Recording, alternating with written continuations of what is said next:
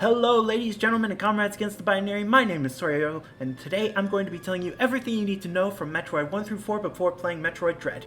And if you didn't know that these games were Metroid 3 and 4, you were probably very confused during E3. Please note, I will not be covering any games outside of the main 4 here. Look into the Prime series if you want spin-offs with more lore about the Metroid species and the Chozo, the ancient precursor race that also raised Samus. Look into Metroid Prime Hunters, Federation Force, and Pinball if you want spin-offs that don't focus on Samus or the Metroid species. And look into Metroid Other M if you want to understand that one gag from Terminal Montage's parody of Super Metroid.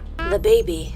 Also, there are debatably canon manga which go even more in depth regarding backstories as well as details in the manuals for each game, but there's just no time!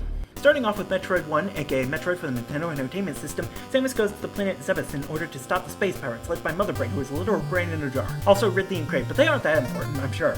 It's by far the most non-linear entry in the series, and by that I mean it's confusing as all hell.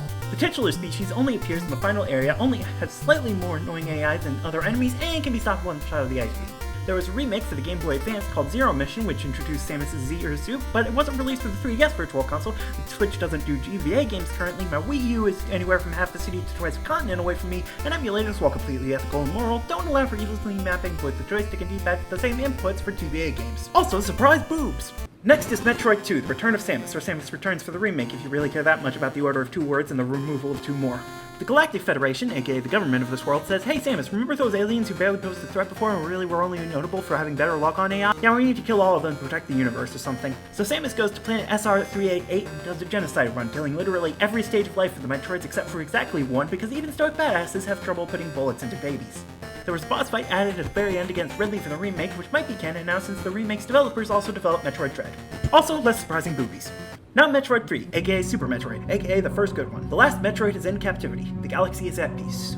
For all of 5 seconds, then Ridley breaks into the space station that's studying it and kidnaps it. Samus goes back to Zebes to retrieve it, as well as stop the space pirates again, kill Mother Brain, Ridley, and Crate for real this time, except sorta not, because cloning, and also who fucking knows if not, we'll see. Also, there are other bosses that are a lot less memorable. Like seriously, who in the world has ever said, "Oh, my favorite Metroid boss fight is Fantoon"? Anyways, it turns out the baby Metroid has been cloned a lot, and is also now super big, but still sees Samus as its mama. Then Mother Brain turns into a dinosaur and kills it, and if you play Other M, that's the only part of this game worth talking about. The baby.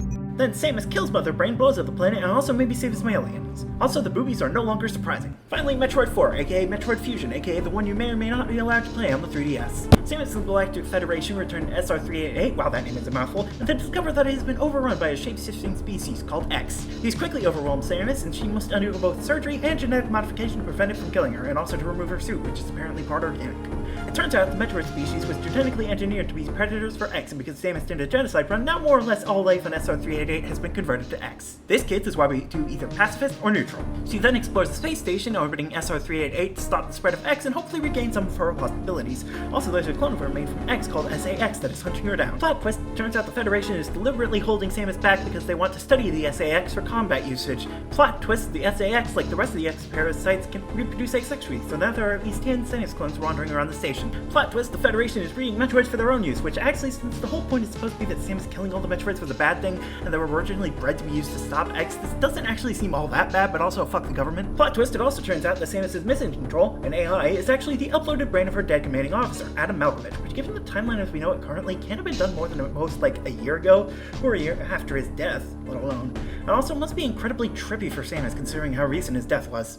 Anyways, after those 20 or so plot twists, Samus and Adam send the space station hurtling into SR388, still a mouthful, killing every remaining life form on both, and judging by the pitch of Dread, doesn't even successfully kill off all the X.